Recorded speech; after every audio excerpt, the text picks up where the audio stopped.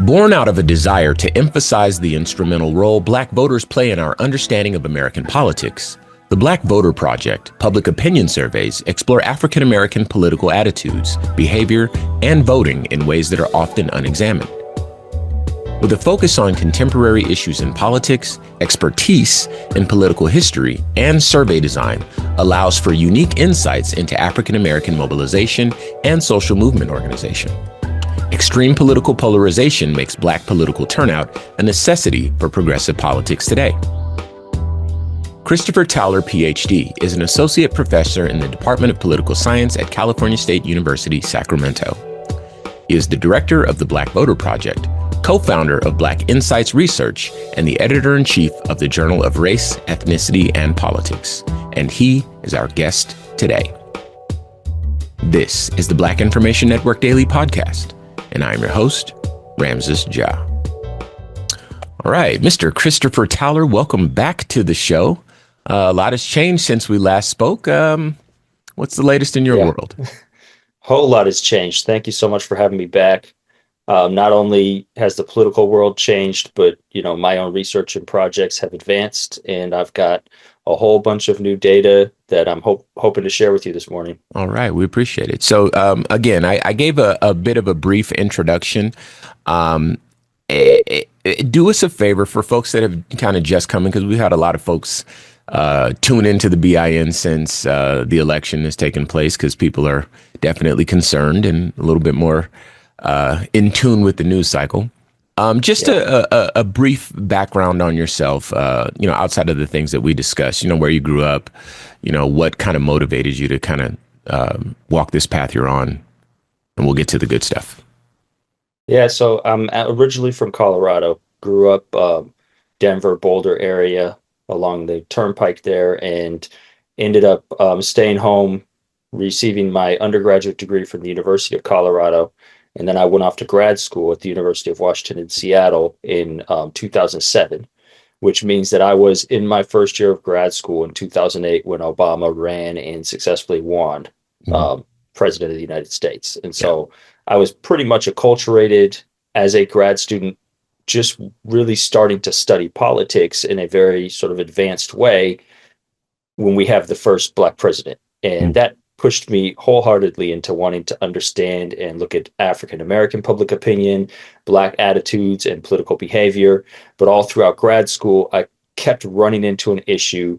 Studying this in a very empirical and advanced way was difficult, as there was not much data being collected, research or otherwise, on Black Americans, specifically in political science, but also across all other disciplines. And so I worked on trying to collect some data in grad school, small parts of other projects. But the first thing I did when I received my first job in 2014, coming out of grad school, was collect my own data. And I collected a pilot study of battleground and swing states, a little over 500 people, but that has now turned into a continuous and ongoing project, the Black Voter Project, in which I work to collect as much data as possible. And this last election cycle, I had the opportunity to do a really, really cool longitudinal survey where I collected 4 waves of data, attempting to survey the same people at 4 different points throughout the election. One of those points being just this past December after the election took place. And so I'm excited to share some of those results with you and discuss how these findings kind of can help us understand Black public opinion and attitudes after the election, and maybe what to expect looking forward. Okay, very good. So, for folks that don't know, you and I had a conversation just before the election, Kamala Harris versus Donald Trump, and we broke down a lot of the conversations that were taking place surrounding that election. I remember, Black men's support for Donald Trump being one of the things that we discussed, or Black men's support of the Republican Party, because that was a hot button issue that was being debated at the time. And I remember learning something profound from you at that time. So before we get into those weeds, let's start where I feel like you might want to start. Share with us a bit of maybe two or three of the more surprising things that you've learned, or things that you think we would be interested to know since the election. What are some things that have kind of made themselves apparent in the data? So I think, there's pretty much three main findings from the data that I'd like to point out. The Okay. first being, following up on our pre-election conversation, the post-election results, the data collected in December shows that Black support for Harris did not fall off. Mhm. And Harris received almost exactly the same amount of support that Biden did in 2020 from the Black community. Okay. And that support amongst Black men continued to grow throughout the election cycle. And after the election, we actually see Black men reporting to have supported Harris at rates a bit higher than they did Biden in 2020. And Okay. so those narratives around Black support, sort of waning from Harris or even moving to Trump were didn't come true. Hmm. Secondly, turnout did matter though. And other analyses of census data looking at county level turnout suggest that counties that had higher Black populations had much lower turnout than more white counties. And these differences were greater in 2024 than in 2020. So it was not about whether or not Black people voted for Harris, but again, whether or not they actually voted at all. Yeah. Yeah. And so that's the first finding. The second finding has to do with this understanding of what to expect going forward. And really that there's a sense amongst the Black community, at least in the data that I collected, that politics is sort of over for the time being. And there's a need to take a step back. There's less enthusiasm for the Democratic Party, and a good share of Black people pretty much just want to stay out of politics for a little while and be left alone after the election. And that's something that, coupled with sort of the already lower turnout rates, is going to be really difficult. But the Democrats have to find a way to overcome that going into 2026 and 2028, as they depend on Black voters, right, as the backbone of the party and the voters that continuously and consistently turn out for Democratic candidates. And then lastly, though, when modeling all of this and trying to understand what got Black people to turn out, it's very clear that those that turned out were the ones who were most worried about or anxious about this Trump presidency, and kind of the most informed about what could happen. Yeah. In terms of Project 2025, the attacks on DEI, everything that we've seen come to fruition, right? If you knew about these things, you were aware about these things, you were worried about these things before the election, that was kind of one of the most significant factors driving people to vote. Yeah. And so looking forward, right, I've looked back, I've relied upon some sort of experimental survey results where we tested different statements and messages with voters, and shown that, yes, you can change people's minds about Trump.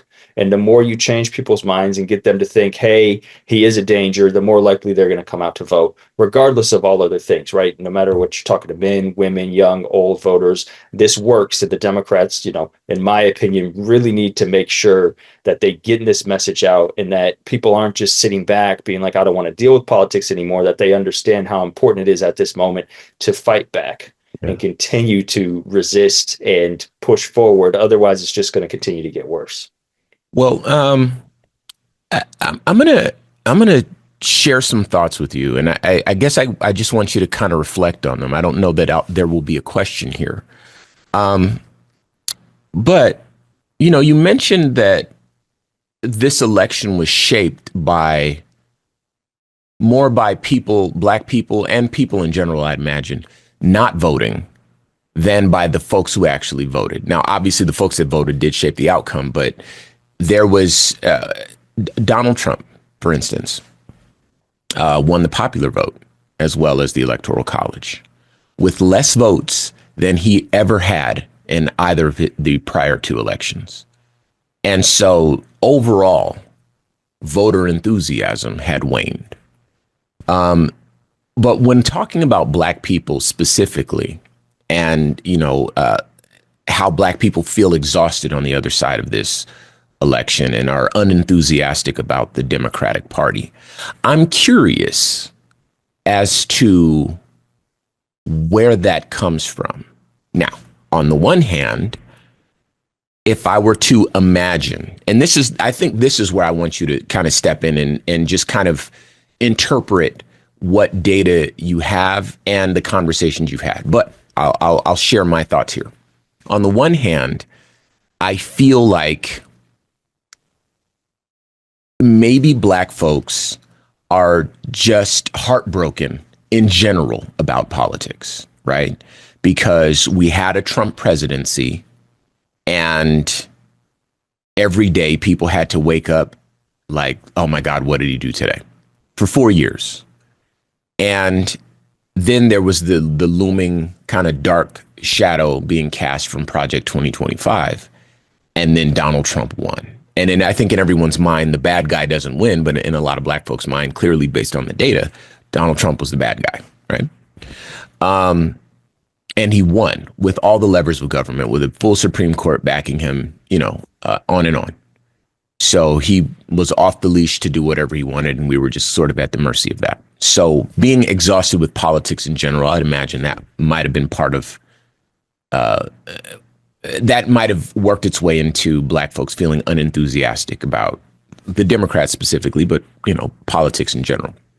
The other side of it, I would imagine, is that Black people were particularly hurt because those that showed up to vote for Kamala Harris, I'm not talking about the low information people who, didn't end up voting or voted the other way or whatever, but those that voted for Kamala Harris ultimately knew that despite her stance on Palestine, or the administration at the time's stance on Palestine, or whatever issues, that she was the most qualified person for the job. She had worked in all three branches of government. She just knew what she was doing. She had served as the vice president, was the most qualified to represent the interest of the United States, to represent the interest of Black people. She had an agenda for Black men, the whole bit, right? And for a Black woman to lose to him, I think it showed just how deep racism in the minds of Black people, and I believe that's true to a degree, just how deep racism runs in this country for him to be elected over her. But what it doesn't show me, or what I have not heard specifically, is the logic behind Black people, I suppose, turning against Democrats. Like, it's all well and good to say, well, the Democrats have never done anything for Black people, when there is an alternative that has done things for Black people. But when if the narrative is that Democrats have not done anything for Black people, and the alternative is Republicans who have actively worked against Black people, stripping away measures that are intended to stabilize or reinforce, Black folks that have been implemented in society over time. I find that part troubling, and to see the Democrats scrambling left and right at everyone's whim, my own included, because I've been critical of Democrats since the election, and I'll admit it, but they ran as solid a campaign as they could, in my opinion. And I don't know what to make of the larger audience in terms of that and the rest of these too. And you're a person that, clearly this is something that we're all still struggling with, but, when you have data, at least you can make heads or tails of it. So, your thoughts, there's no real question there, but your thoughts on just kind of all this, whatever jumps out at you. Yeah, I think I'll start where you started, which is sort of this question as to why, in general, Black people are more apathetic or not engaged. And really, I mean, data suggests time and time again, Black people feel more alienated, more disillusioned, have less trust in politics, have less trust in politicians, and rightfully so, right? It's only been the last 50, 60 years that we've seen full and equal incorporation into politics through voting, through representation. And really, since the 1960s and following the Voting Rights Act, Black Americans have really pushed not only for representation, but for empowerment, and to actually see representatives who can get policy done and who can bring resources and things back to the Black community. We've seen some representation. I think the jury's still out on how much empowerment Black people have through voting in traditional politics. But really, in 2008 and with the Obama years, that idea of representation, right, came to a head because there was now a black president, the ultimate sense of political representation in the United States of America.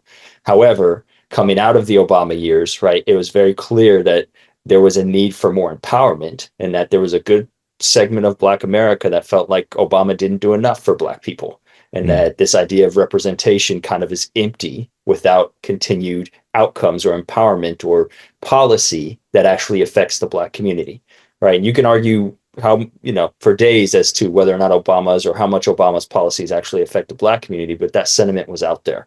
Yeah. And so, right, us studying this in political science, studying Black politics, we could tell very quickly that coming out of Obama years in 2016, Black turnout, Black enthusiasm was not going to be the same, right? It was already waning during Obama's second term.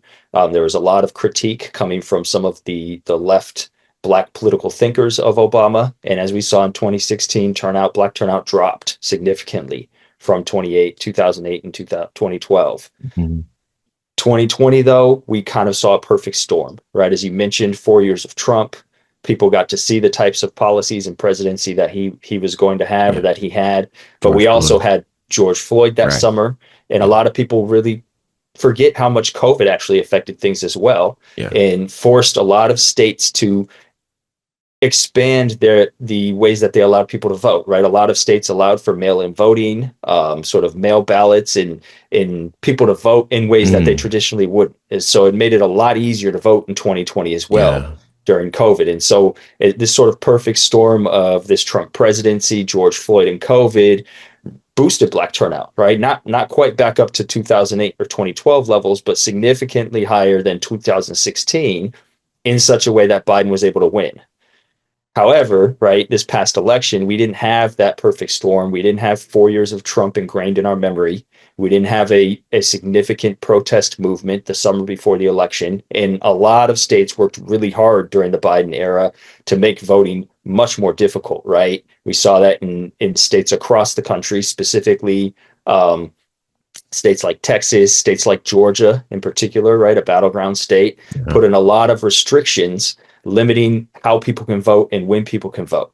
And so those elements then showed up this election cycle. And you're absolutely right. I think it was a wake-up call, especially for those who really support Harris and the movement behind her, right? Those that came on the call after her announcement and raised tons of money.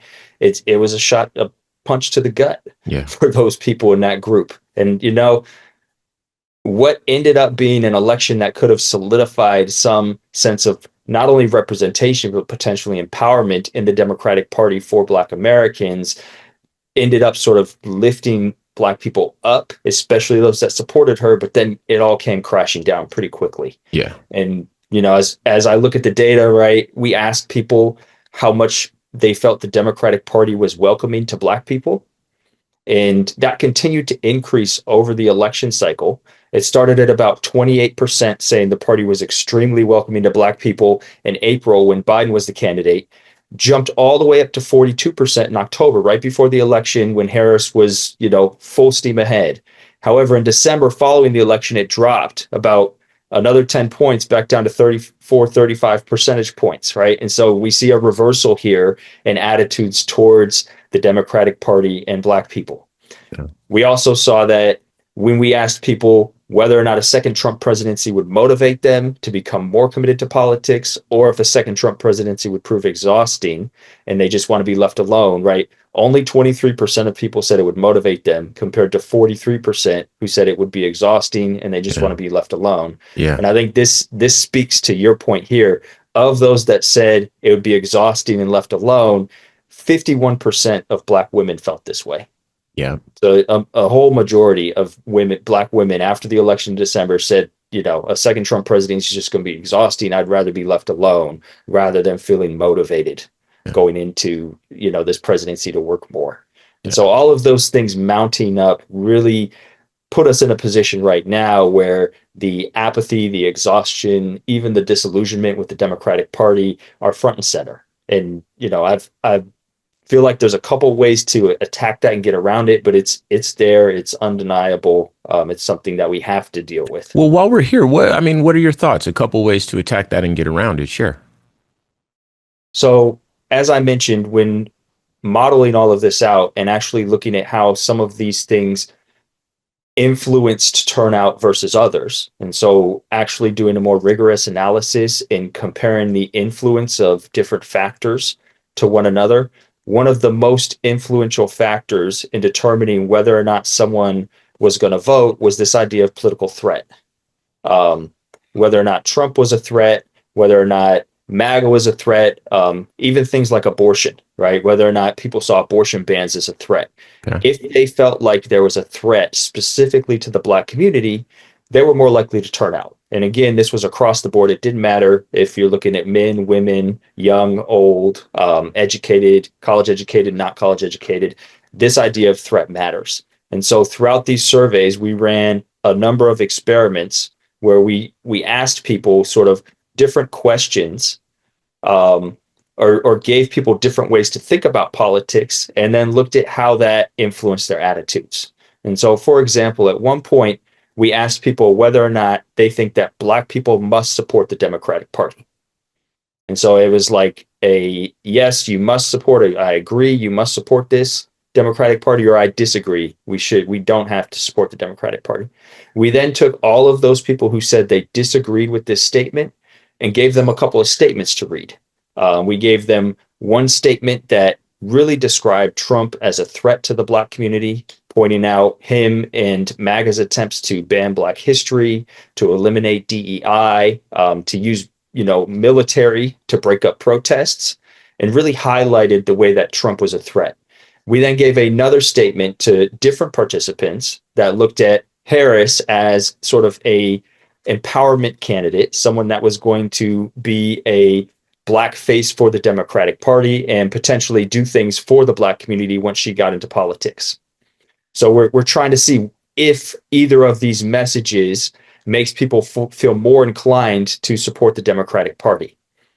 Of those that received the Harris Prime, or the statement about Harris as being sort of this Black candidate for the Democratic Party, 80% of those who said they disagreed that Blacks must support the Democratic Party maintained that position, right? And so there was about 20% of people who moved after getting this statement about Harris and said, okay, I disagreed that we must support the Democratic Party, but after hearing about Harris as the face of the party, now I agree. I agree, right? Yeah. Of those that received the Trump statement, though, 40% moved. Double. It was twice as many people, double. Okay. Yeah, moved to saying, okay, now I feel like I got to support the Democratic Party after seeing what type of threat Trump represents. Okay, so these are right. Okay, I see they're responding to the threat. Okay, this coupled with the modeling showing that these ideas of threat really move people, right, suggests, at least from the research that we've been doing, that the Democrats have to find a way to make as many Black people understand the threat that Trump represents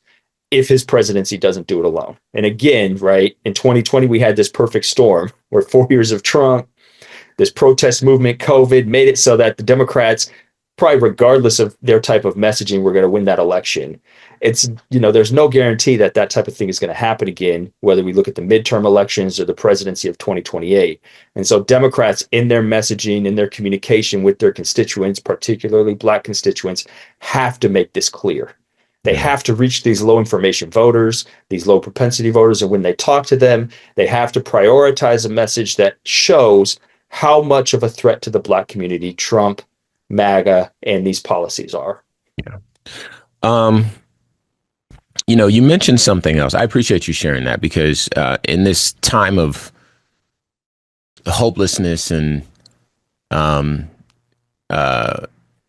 reorganizing and determining a viable path forward for those of us who have a more progressive mind and a more liberal philosophy, a more inclusive approach to, how we govern ourselves and how we'd like to see other people govern themselves.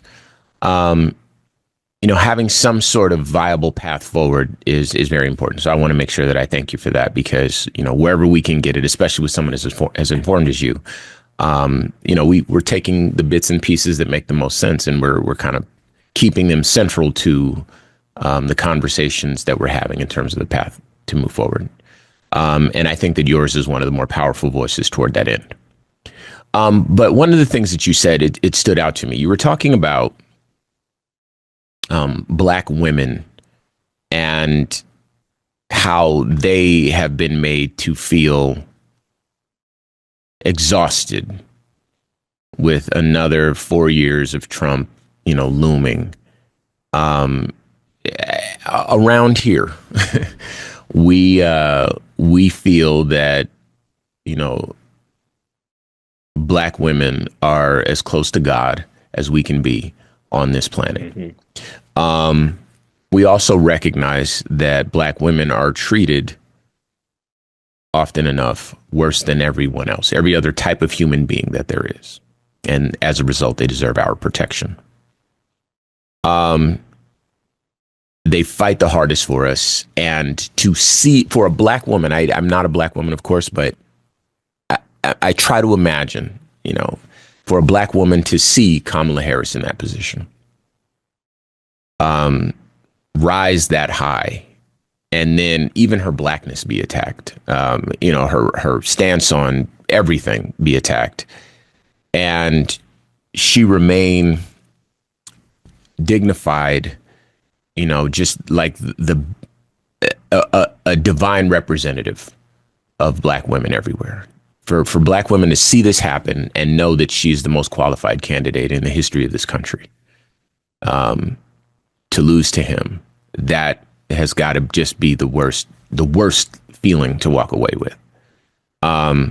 So yeah, 4 years of Trump, which is in a lot of Black women's mind, the worst president. You have the best potential outcome versus the worst potential outcome, right? And then, the worst happens, and there's nothing that anyone can do about it. There's no Supreme Court. There's no majority in either of the houses. Thank God for the lawsuits. But, with a lot of Trump appointed judges, who's to say what will be ultimately? Things that people did not even expect, like Elon Musk coming out of the woodworks. That's enough to make everyone just say, you know what, I just got to focus on me. So I did want to take a moment to kind of reflect on that. But that leads me now to Black men. And, when we started our conversation today, I was reminiscing about, the fun fact that you shared with me last time that, again, the right was championing this idea that Black men were leaving the Democratic Party in droves to go and support Donald Trump, right? And I learned back then that wasn't true. And of course, we've since seen additional data that confirmed indeed that was not the case in the past election, which I'm glad to hear. But there were some Black men that did vote for Donald Trump. And I'm curious if you have encountered any data since the election that suggests that maybe there is, I don't know if regret is the right word, but maybe Black men, those that did vote for Trump, maybe reconciling what that vote has culminated in terms of, again, of course, the attacks on DEI, CRT and the like, the rollbacks of even all the federal jobs, everyone being fired, that for a long part of this country was a way for Black folks to access the middle class. I'm wondering if those Black men that voted for Trump are having second thoughts about that. Have you come across that data at all? That's a really good question. And to be honest with you, I have not talked very much to Black men or Black people who voted for Trump. They're few and far between, right? That's a specific group that I think would be interesting to do research specifically on. Talking to those people, maybe doing focus groups, looking at that. I think, speaking to everything you said about Black women is absolutely correct. And speaking to Black women, we have to first and foremost recognize the role that racism, in this case internalized with Black men, and misogyny played in this election as well. Yes, that and too. How, Harris was not only going up against the Republican Party, but she was going up against these long-standing stigmas and stereotypes about women and particularly Black women that she also had to battle. And she also, influenced people's opinions. Yeah. And, we can't sit here and pretend like this did not happen with black men as well. Yeah. And, exit polls had about 20% of black men supporting Trump. My data had that at about 16 to 17% of black men, but that's almost twice as much as black women, right? And And so your there's sample still size is something there. often, real quick, your sample size is often just as big or bigger than the exit polls, if I'm not mistaken. Yeah, in some cases, this post-election survey, we had almost 700 people Okay. sampled, and Okay. so that's a pretty significant Yeah. sample. Absolutely. Exit polls of 3,000 people that have a 10 or 12% black sample, right, have something very similar, if not less, Yeah. in Exactly. that exit poll. And so for us, right, looking at this, there are black men that voted for Trump, and you know, I can't say if there's regret or not, but what I can say is there's absolutely a sense, and the data suggests this too. We did measure things, attitudes of misogyny in the data, and it plays a role in Yeah. who black men voted for. It plays Yeah. a role in who everybody voted for, but we have to include that in this conversation. I think that, your point is well made when we go back to what you said about how the voter turnout wasn't the same, but wasn't as high as it was when Obama ran. And there was no perfect storm back in '08 and in 2012 either. And so, that's really interesting because, I did hear some things, and I'll let you finish, but I remember hearing, coming from the church of all places, there's this old school mentality that women are not fit to lead. And I could, like, for the craziest thing for me is black people. I don't care if you're in church. I don't care where you are. Black people discriminating against anyone and using the Bible to justify it, because that indeed is our origin story in this country. But I think your point again is well made, that, misogyny very well may have played, based on, what you're saying, it absolutely did. And so I can say conclusively now, it wasn't just a gut feeling, but again, that point is best made when you look at the results from, the voter turnout from a Kamala Harris election versus an Obama election.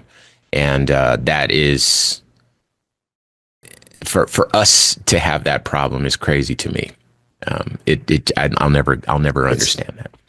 Yeah, unfortunately, it's not new, right? Marginalization takes place within every community in American society. Much of American, society and politics is based on prioritizing certain group interests over others. We've seen this happen with different gender groups, with, homosexuality, with AIDS, stigmas, right? There's more than enough examples of looking at how different groups are marginalized, not only in America, but within subgroups in America, such as the Black community. So it's there, it's undeniable. Yeah. Sadly, it's not surprising. But I think something else to point out, right, looking at Obama versus Harris, is that coming into Harris taking over the nomination, there was a little sense that, maybe we'll see the same enthusiasm because now there's a Black woman who's going to break that glass ceiling. That $1 billion but it wasn't there, right? Yeah, it wasn't there. It didn't see the same sort of excitement, even though there was tons of excitement. I don't want to discount all of the excitement around Harris. It wasn't that Obama moment of, we could see the first Black president in America's history. Yeah. There wasn't that same moment of, we could see the first Black woman president, right? And again, we can't discount the role that misogyny and patriarchy played in that.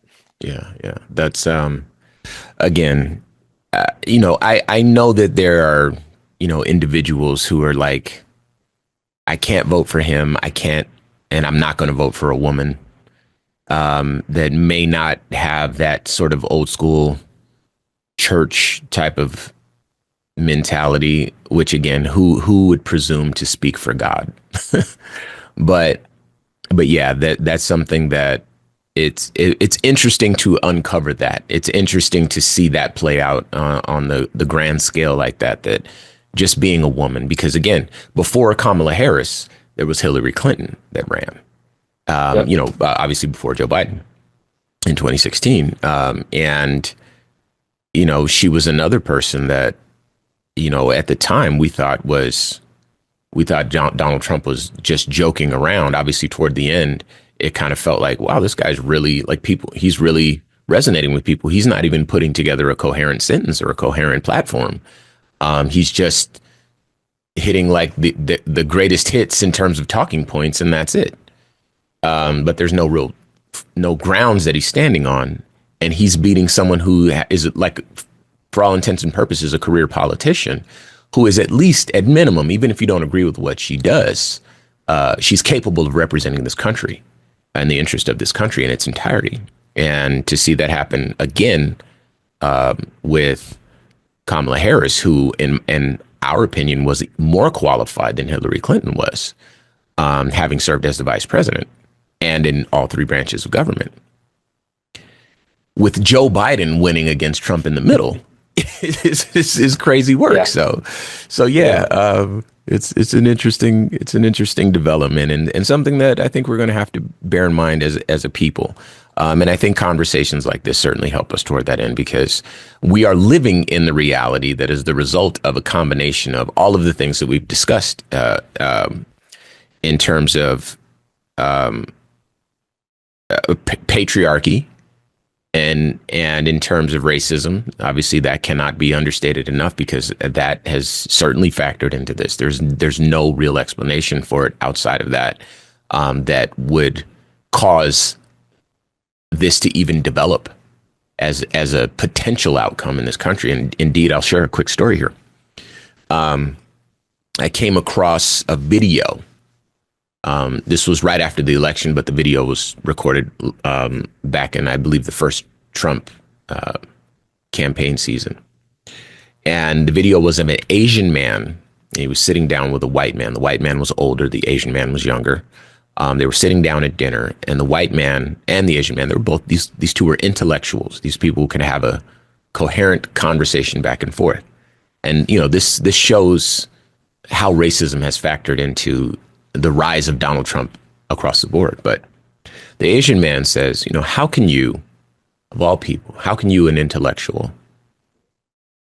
tell me with a straight face that you're going to vote for Donald Trump when you know full well that his policies don't translate to a better country? His stance on everything is wrong. Climate change, you name it. You're an intellectual, so you know better. How is it that you can still cast a vote for him? And the white man says, the reason I'm going to vote for Donald Trump is very simple. Donald Trump's policies, if implemented, will slow the dispossession of the United States of America from white people. And that would, like, when I saw it, I was like, there it is. Outside of that, there's no way that this makes sense. And so, again, back to what we were talking about before, that heartbreaking feeling of like, this is really this is the response to Obama. Yeah. This is them getting everything together. Yeah. Go ahead. Say it. Yeah. No, you hit the nail on the head there, right? This Trump movement, the MAGA movement, even going back to the Tea Party movement, is all in response to Obama meaning something for the country, this monumental step for the country that a large group of people were not ready for, and still, right, are not really wanting to accept, let alone continue to understand what that means for the future of the country. I think, real quick though, it's important that we go back to this 2024 election with an understanding that it was won and lost in the margins though. Yeah. And that these isms, racism, sexism, misogyny, ableism, all of these things that are coming out as forces driving people towards Trump they're powerful, right? We're not going to break those down in a campaign cycle. Sometimes you can't even break those down in a generation. It takes generations to break through those types of ideas. However, we don't necessarily need to do that to win elections as progressives. The Democrats don't need to convince a significant number of Black people who voted up for Trump to vote the other way. They have to just get more people off the couch. Yeah. And really impressioning upon people who don't follow politics, people who might not be interested in politics, or who might feel like politics isn't for them, impressioning upon them the power that they can have to stop Trump and to protect the Black community, not only gets people off the couch, but gets them in Democrats' corner. Yeah. And that's really, for me, the largest takeaway here is that it's not necessarily about changing the hearts and minds of America. It's about getting enough people who have some Motivated. sense about them motivated out to vote. And that's really what the focus needs to be. And, I'd love to see some type of investment into mobilizing Black voters now, looking forward for 2026 and 2028, rather than waiting until, the last few months before the elections. Well, listen, that gives me hope because you're right. Framing it that way, that it's not this overwhelming mass of hateful people. Indeed, I'm sure it's not all MAGA folks. They're probably well-intentioned, well-meaning folks who just can ignore racism and ignore the fact that the Nazis to their left and the KKK is to their right, and they're just like, well, I'm not here for that. I just here because I like whatever, cheaper eggs or whatever they think this guy's going to do for them. And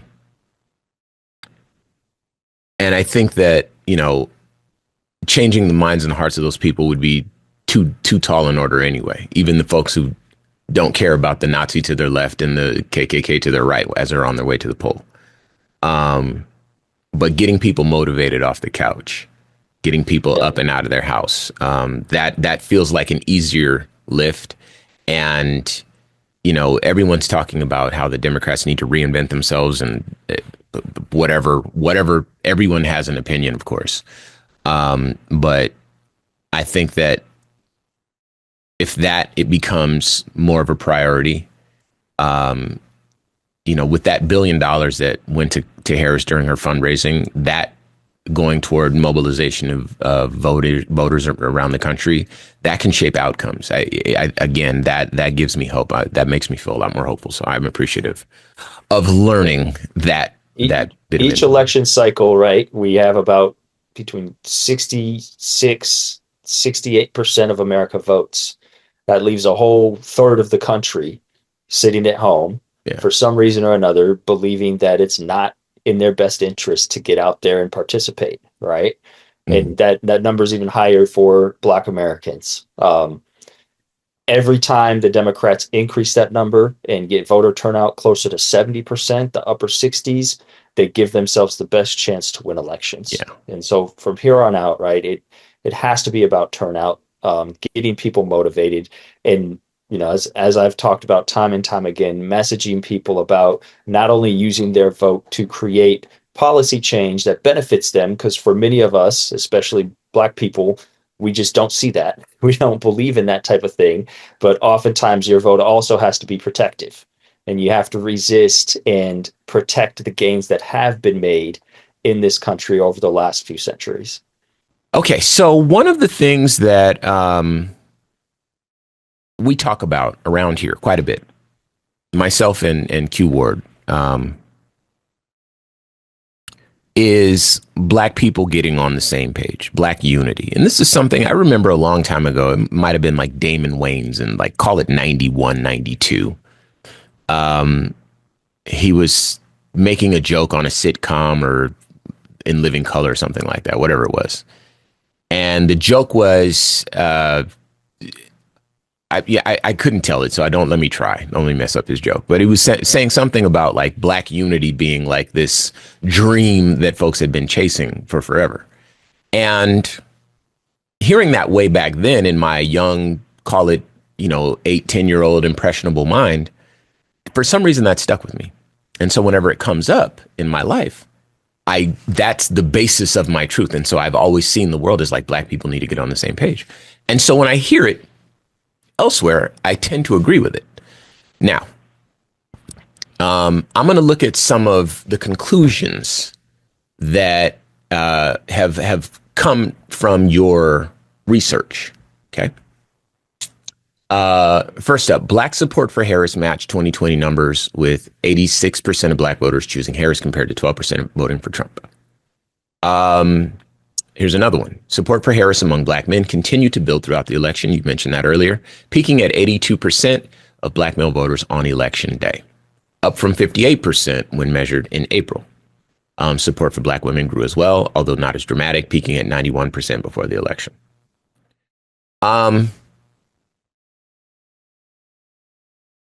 So What we have is 40, I always get the number wrong, however many million black people in this country. Okay. 82% of black men, 91% of black women. And I think the exit polls probably put that even higher than that. But 90+% of black women voting the same way. I don't know that I've seen numbers in terms of a percentage as high as that with any other group. Does this, or how about this? Let me ask you a question. Do you feel like this is an example of black unity? Absolutely. Good. I do too. I think this is a pretty good representation of black solidarity. There it is. Thank you. It's consistently been that way in politics too, right? Black people have consistently, pretty much since the 1940s and 50s, voted along party lines for Democrats, right? Really solidifying around the civil rights movement in the passage of the Civil Rights Act in 1964. Since then, right, it's been 85-90% of black voters voting for the Democratic candidate year in and year out. So I absolutely feel that's the case. And we saw this peak with the Obama years, right, where we had 90+% of black voters, both men and women, voting for President Obama in 2008 and 2012. And so there's absolutely a sense of solidarity when it comes to making political decisions, despite the heterogeneity of the black community when it comes to actual political attitudes, right? And so when it comes down to that decision of who to vote for, there's a clear understanding of putting the community first, voting for the candidate who they feel like benefits black people as a whole, even if your own individual lies might suggest differently, right? If you have a higher socioeconomic status, if you live in a different part of the country, these things kind of get put to the side when making that consideration of who to vote for. Yeah. Yeah. I recently, and I want to share this with you.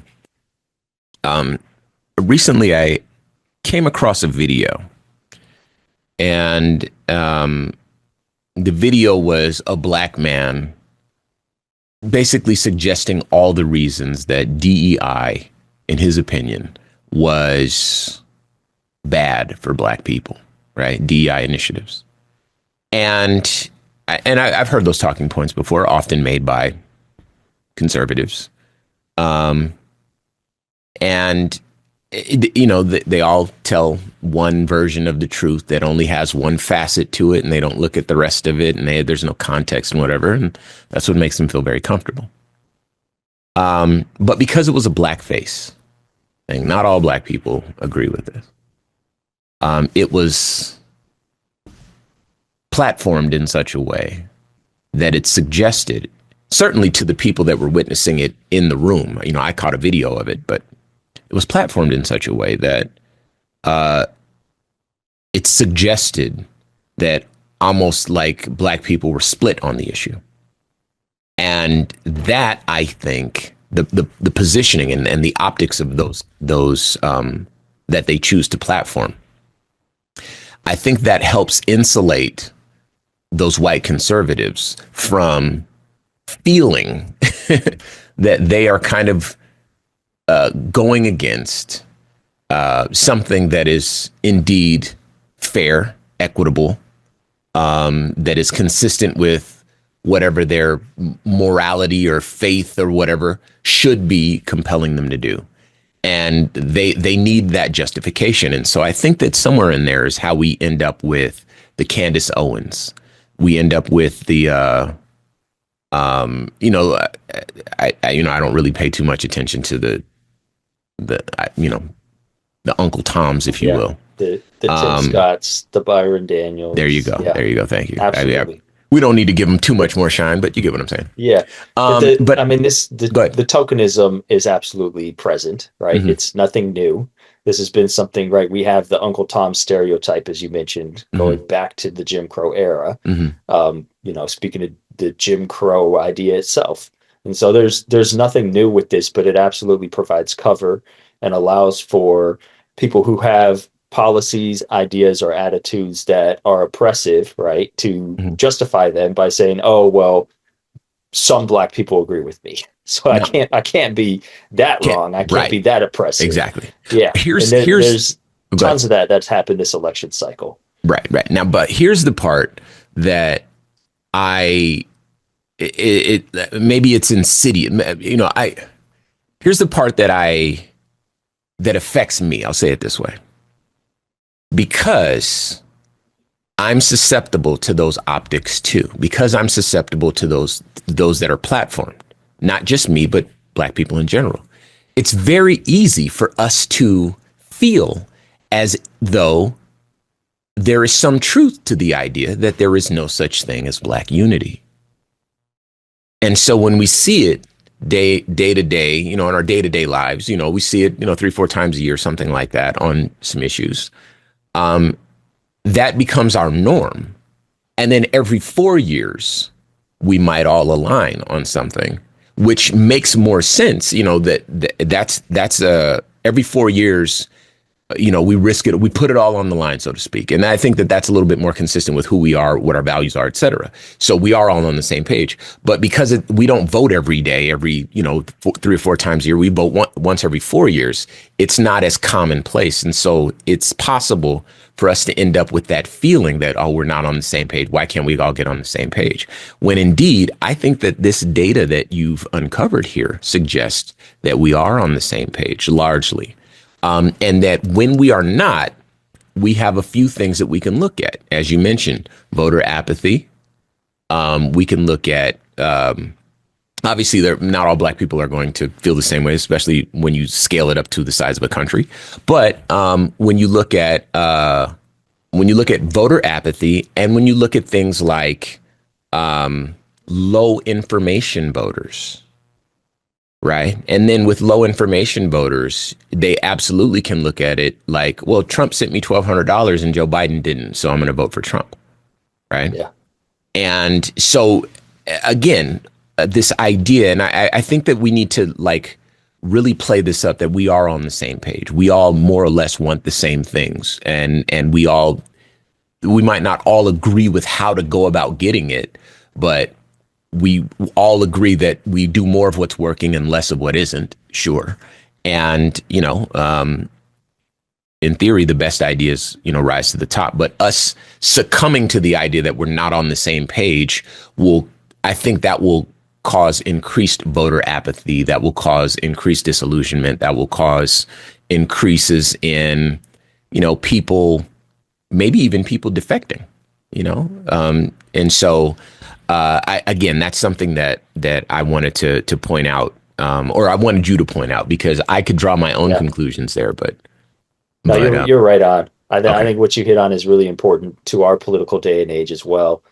It's absolutely true that the misinformation, these ideas that there's sort of false equivalencies being built between the two candidates, between political parties, drives down voter enthusiasm, increases voter apathy, ultimately keeps people from feeling like they need to vote, especially, as you mentioned, the low information voters, people who don't pay attention to politics, low propensity voters. It's especially effective with those voters. I think there's another sort of issue here at hand, which is the role of technology as well.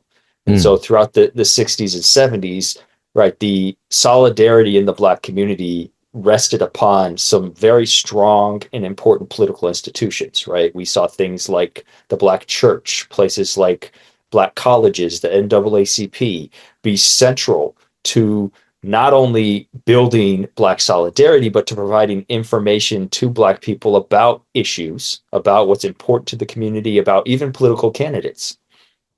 As information and technology has grown in such a way that, on the one hand, we can get a whole lot more information much quicker. It's also made it so that we have to sift through all of that information. And now, instead of just getting an email or a message or something online, social media from the NAACP, we might get 10 emails from the NAACP and 20 emails or messages from the shade room, and have to decipher which message is the most important one, which one we should pay attention to, which one we should look into further. And in doing so, right, those institutions, their role in building solidarity has in some ways, Diminished. become harder and Yeah. diminished. Yeah. And that made it, the conservatives have been looking for decades to find ways to break apart solidarity within the Black community.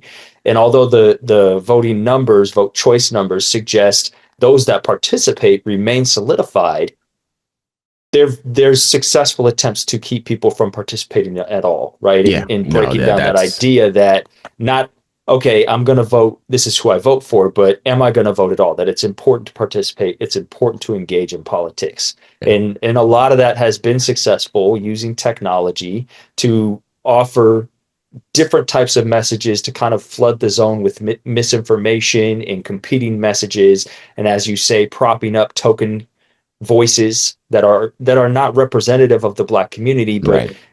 There's less direction as to where to look for reliable sources of information, and there's a less of a sense as to what information should I pay attention to versus others, because you're getting so much information all at once that it's become more successful. And in 2024, right, we talked about this in our previous conversation, that message was out there that Black people were not solidified, that there was sort of this question as to who was the best candidate, which made people say, oh, well, should I even vote, right? Is it even Right. worth my time then and energy to look into this stuff if neither candidate is really doing anything better than the other one? Exactly. And their use of Black celebrities, if you want to call them that, to make that happen.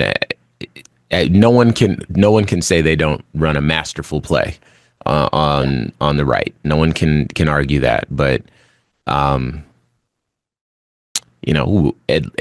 one thing that I'm appreciative of is these little silver linings. I think that we're identifying here, because it's very easy to feel like the government is in a figure four leg lock. We're going to lose rights, and for the rest of my life, with that Supreme Court stacked the way that it is, we won't get any of it back, because the play is to just sue if Democrats get any power and implement policies that restore equitable treatment of all of us in this country, that Republicans can sue and escalate it to the Supreme Court, and they'll strike it down, and then we're back to where we started. And so there's a lot that comes with this administration, but these silver linings, I think, are the glimmers of hope that will, get us through this dark time. No one's pretending like this isn't a tough time. No one's pretending like this is good for us, at least not around here. I don't see that around here at all. But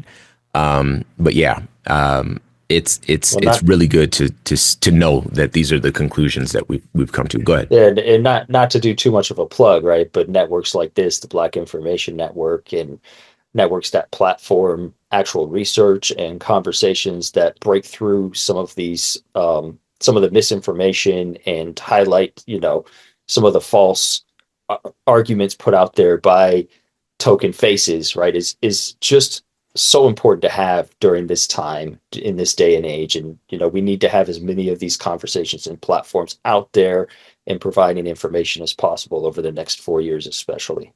Well, let's make sure that we do it as often as we can. It is always a joy to talk to you. I know that we haven't touched on everything. Do us a favor and let people know where they can go to get more information if they want to get further into the weeds and.